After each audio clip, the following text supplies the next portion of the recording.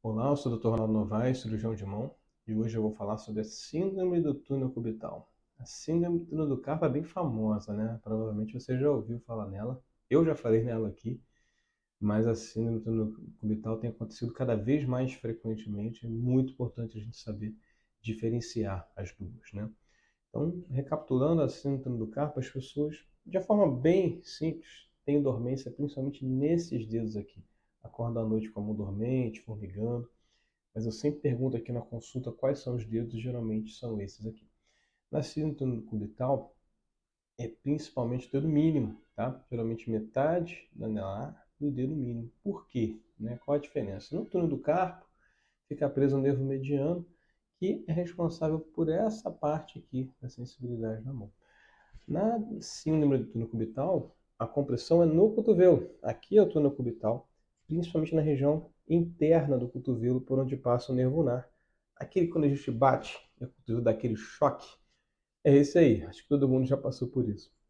Então esse nervinho, a chance dele ficar sob compressão, ele passa num túnel aqui também na mão, chama túnel de Guion, mas bem maior aqui no túnel cubital, no cotovelo. Tá? E eu tenho entendido cada vez mais isso. Por quê?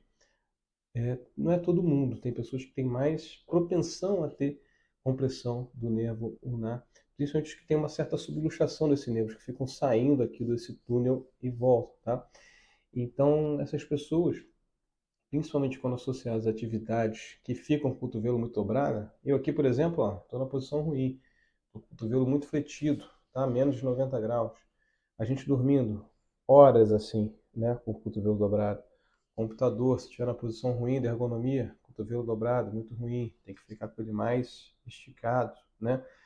Mexendo no celular, sente na cama, né? Fica na cama, mexendo no celular, olha o cotovelo. Essa posição do cotovelo muito dobrado é muito prejudicial para esse nervo ulnar, tá? E o que os pacientes sentem? Dormência, formigamento nesses dois dedinhos, falta de força. Nervo ulnar é o principal nervo de força da mão, tá? Isso vai ficando cada vez mais progressivo. Começa com dormência leve, que melhora quando estica o cotovelo, e vai ficando constante até chegar no limite de perder a força e, em último caso, ter atrofia da musculatura na mão. Veja bem, isso são meses, às vezes até anos de evolução, não é rápido assim. Mas o primeiro sinal, o primeiro sintoma é a dormência, tá? A dormência nesse dedinho aqui. Então, a gente tende a subestimar essas coisas, a dormência, uma coisa boba, vai melhorar, mas não é assim. Dormência na mão, no membro superior, pode ter várias causas. Pode ter na coluna cervical, pode ter essa que a gente comentou, mas é sempre bom. Uma ou outra vez não tem problema. Agora, se for frequente, tá? Recorrente, procurar um médico, tá bom? E nesse caso aqui do formigamento, né, nos dedos, procurar o cirurgião de mão. Então, quando o paciente chega aqui no consultório com um quadro está muito leve, eu tendo a somente, né, isso os estudos demonstraram que somente você evitar o cotovelo muito dobrado, você já consegue melhorar. Tá? Você, à noite, evitar de dormir com os cotovelos dobrados, abraçar, né, travesseiros, abraçar aí ó, o seu companheiro ou companheira, né, mas não ficar com o cotovelo dobrado, tá bom? Alguma coisa aqui no meio. Dormir com o mobilizador é muito ruim, quase ninguém consegue, mas sempre colocar alguma coisa interposta para não ficar nessa posição dobrada o dia inteiro.